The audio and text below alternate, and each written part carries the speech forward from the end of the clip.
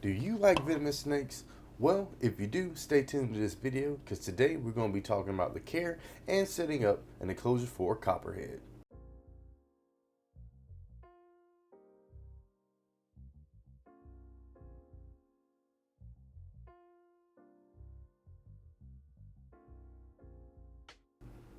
Welcome back to the channel. I'm Host Sway from Host Sway's Exotics, and on this channel we make videos about reptiles and amphibians. And today we're going to be doing a little bit of care guide, and I also decided to hit you guys with a setup video of a new particular snake species that I got a little while ago, the copperhead. To kick things off for today's video, I want to give you guys a little bit of background information about the copperhead. The scientific name for this species is the Chlrohexadine Solution. The copperhead is a pit viper that is native to the southeastern United States, and as of right now, there are only two subspecies of the copperhead: the eastern copperhead, the Chlrohexadine Solution, and then you also have the broad-banded copperhead, the Chlrohexadine Solution. And these pit vipers can grow up to 3 feet long, with the males being a little bit larger than the females, but not by much. And even though these snakes are venomous, these are probably one of the more timid ones that you're probably going to run across out here on the interweb, or however so you go out finding your reptiles and all. But if you're an advanced keeper or looking to get something a little bit of an upgrade compared to what your normal snakes are, these will probably be your best starter pet if you want to get into the venomous thing. Alright guys, so let's go ahead and get started with this enclosure build that we got going on here with the whole copperhead setup. So I'm gonna bend you guys down here so you can see exactly what we got going on here, and I'm gonna keep on talking and we can get to working. So what I have here, I have a little spray bottle, and in this spray bottle I have a solution. Put a picture up on the screen right here, but it's called a Chlrohexadine Solution. This stuff is a animal safe disinfectant that you can use to clean out all your enclosures, pretty much anything for all kind of animals, safe for reptiles, amphibians, all that good stuff. Super great. You can get it pretty cheap. I'll have links down in the description, so you guys go pick some of that up for yourself. But super easy. Just fill it up with a spray bottle. Probably put like maybe a couple inches, maybe about an inch of that stuff down at the bottom. Fill up the rest with water, and you just spray it around like that. And we'll hit this guys with a little time lapse, get all this enclosure built out, and I'll give you guys some more information as we're going along with this build on how to care for this creature specifically when we get done with this. So here we go.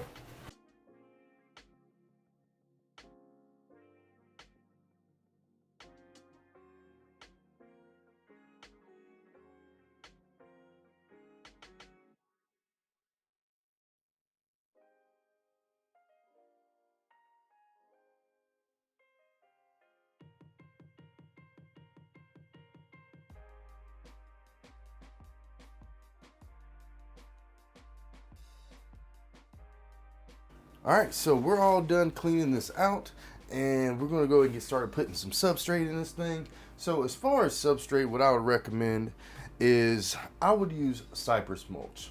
If you guys don't know, Cypress Mulch is some pretty awesome stuff here, and I get it in an industrial size bag. It's easier for me that way, so that way I can always have some for all my enclosures. But it holds humidity really well. It's pretty sanitary for all your reptiles and amphibians, and it's pretty universal throughout a lot of different species. Some require a little bit drier stuff, but if you looking to have something a little bit more humid, Cypress Mulch definitely holds humidity way better. And you can also spray it down and mist it so it can retain humidity a little bit longer. So I would definitely recommend using Cypress Mulch. So got a big bag of this stuff here, and we're going to go ahead, pour this stuff in. I'll show you how much to put in here, and we'll keep on going from there. Pretty awesome stuff though. Alright, so we got all our mulch in here. We're all good to go there. We got a couple inches in here. You can kind of see this is some pretty wet stuff here. I don't know if you guys can check that out right there in the camera, but it's really good. It's like more natural substrate for all your reptiles and things. I really like this stuff a lot. Just kind of pat it down, make sure you get everything kind of good and flat. So we're going to talk about enclosure size next. So let me pull you up here so you can see my face when I'm talking to you. So we're going to be talking about enclosure size. So what I would recommend is, I would recommend a 29 to maybe like a 40-gallon enclosure for these snakes, because they are pretty decently sized. As I mentioned earlier, they get around 3 feet or so, but you're going to definitely need some space for them to move around. Just like a normal snake or like a ball python or anything else, they need like a 40-gallon tank, 20-gallon long, something like that. But this right here is a 29-gallon tank. It's pretty decent size, I think, and I think it'll work out pretty good for my pair of copperheads. But I have a little something here, some stuff I picked up and dried myself, and some cork bark and things. So these right here make really good hides for a lot of different reptiles and things. And I'm going to kind of stack these guys up in a way to kind of make actual living space for these guys here. So we got a couple different sizes. I'm gonna just figure out what I want to do. We're gonna put them all in here. See how we want to space them out. I got some other tree logs, like something kind of like this. Maybe we could do something with this thing. I don't know. We'll kind of see what we get here. How naturalistic we can make this thing look. Because we want to have like a good basking platform for these snakes, because they do like to come out and bask. And we're going to set them up with a good heating lamp. We'll talk about all that in a minute though. But we kind of want them to have like a warm side and a cooler side with some hides up under it and things in between. May put like one like over here.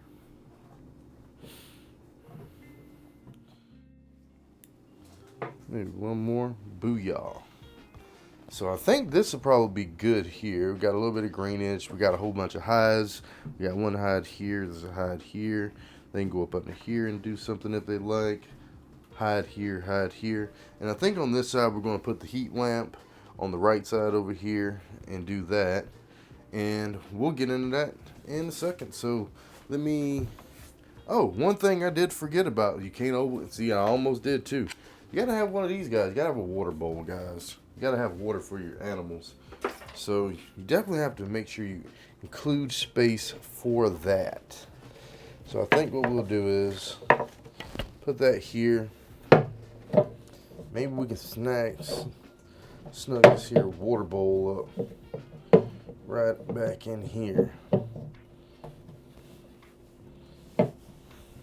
Look at that. Great. So now we got a water bowl snug back in here. We can really get some good stuff going.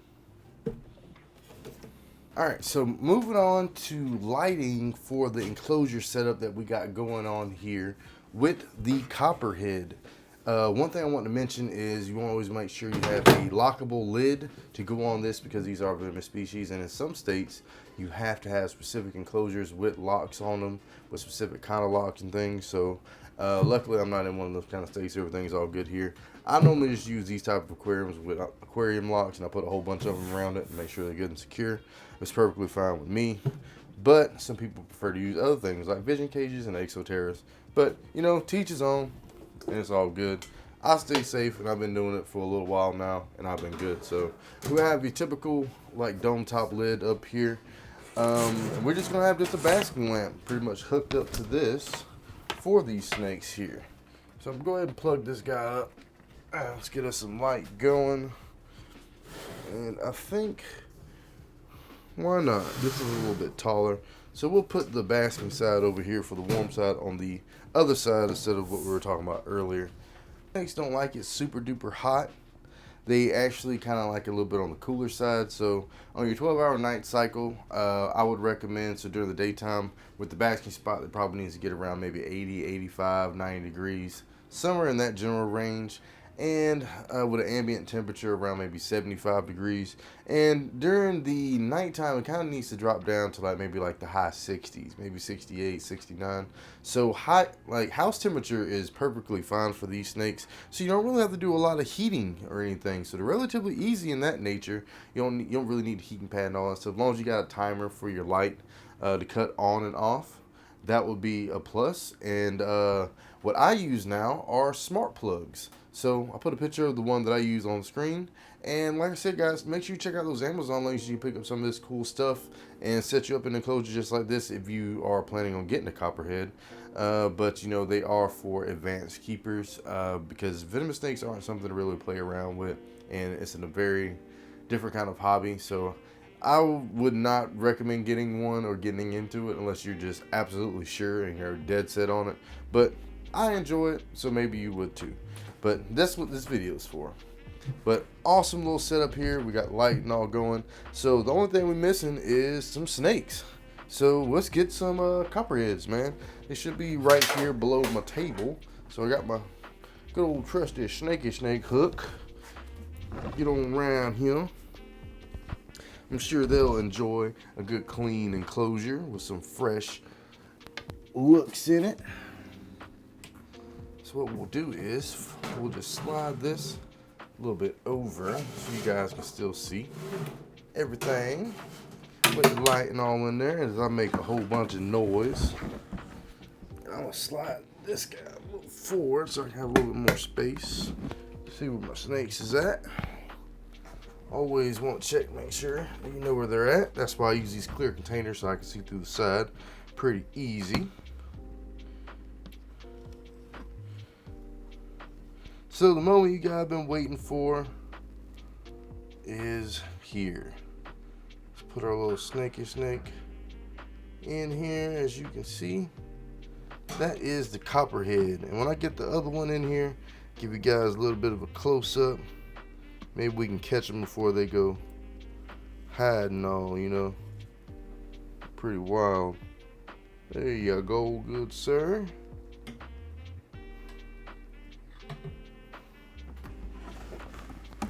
We'll put our snake holding receptacle back on the bottom here. And get over here to the camera. So this, guys, is the copperhead. A beautiful species of pit viper here in the southeastern United States. Pretty cool looking snake, man. I absolutely love it. Awesome coloration. This one is a little bit more of a pink color instead of like your normal browns and tans.